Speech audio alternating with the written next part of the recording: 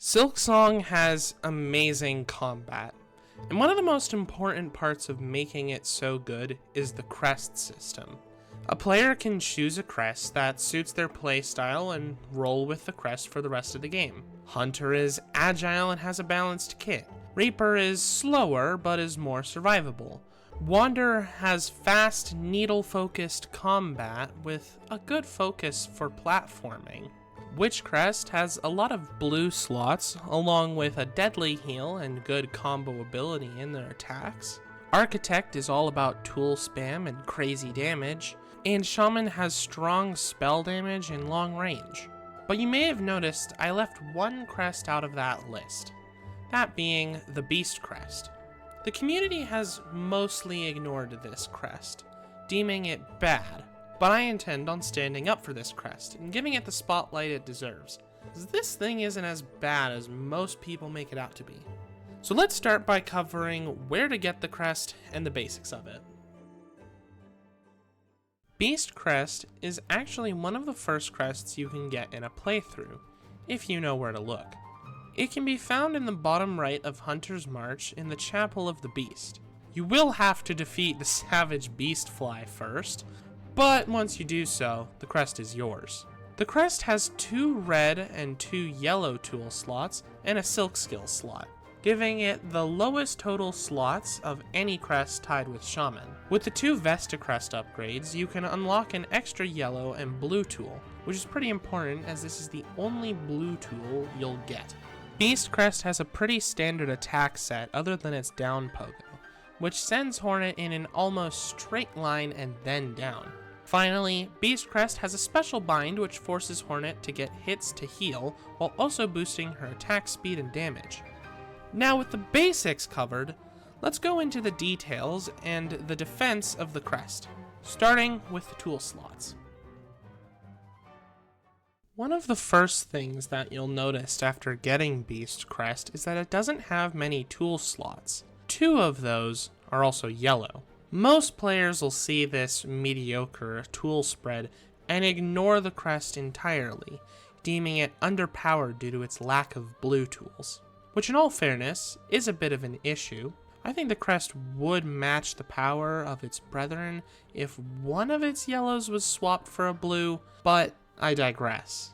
A key to using Beast Crest is understanding that it's not really centered around tools like Architect or Witch. Instead, you're going for raw damage. Since Beast Crest can have the highest DPS of any crest after binding, this makes 2 red tools stand out as good picks, Flint Slate and Flea Brew. While other tools can work, I think these 2 tools help condition you into playing into Beast Crest's strengths. For your yellow slots, assuming that you have the Vesta Crest, I like to use Magnetite Dice, Weighted Belt, and then leave the last slot as a wild card. Weighted Belt may come as a surprise to some, but I like it because you unlock it early and it really helps keep your DPS up while rushing an enemy. Now, for your 1 blue slot you unlock with the Vesta Crest, it's up to personal preference.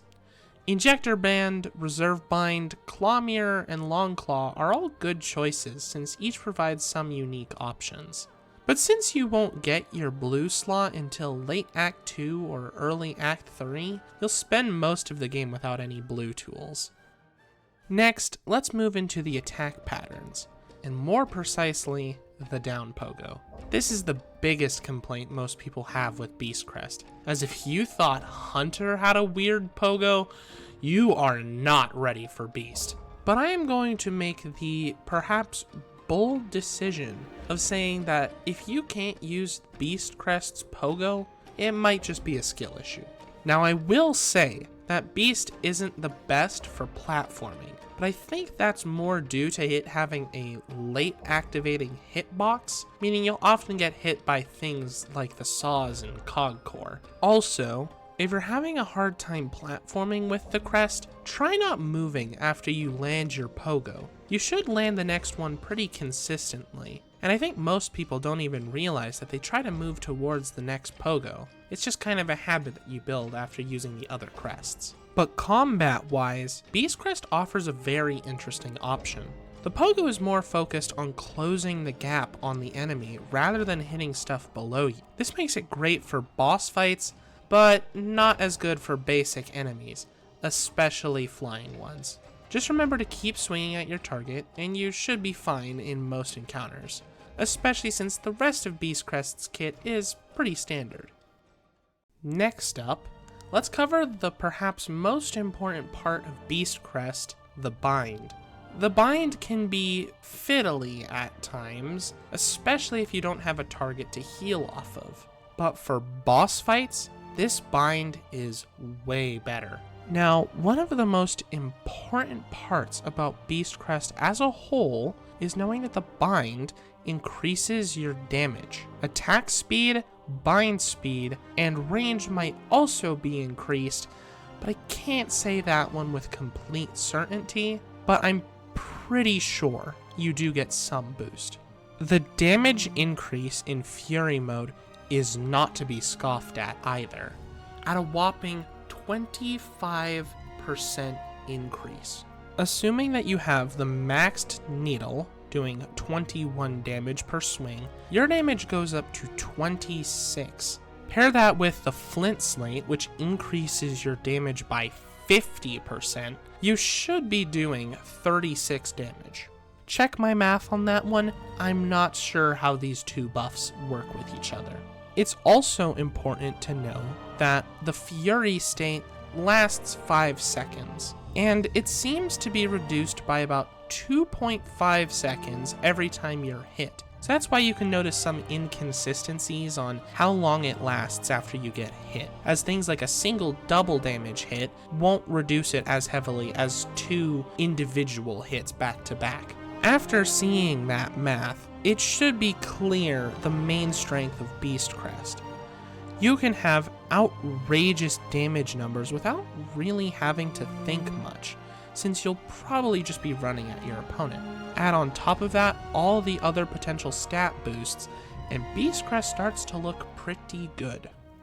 So now that you know the details, let's cover my final verdict on Beast Crest. Beast Crest has some of the best damage of any crest if you can use its bind well. This makes it one of the best crests if you don't want to engage with the combat too heavily, only really focusing on landing hits and dodging attacks. Beast Crest is a great match for bosses like Last Judge, Grohl the Great, Crest King Khan, and Morwing, but it can struggle against faster and smaller bosses like Lace, Seth, Trobio, and the Pinstress. Beast also isn't the best at platforming for sections like Cog Core or the Ascent to the Surface, but it works well enough for most smaller sections. Overall, I think Beast Crest is given a bad rap by most players. While it has a steep learning curve, once you get into it, it's pretty good. Now, do I think that Beast Crest needs any changes?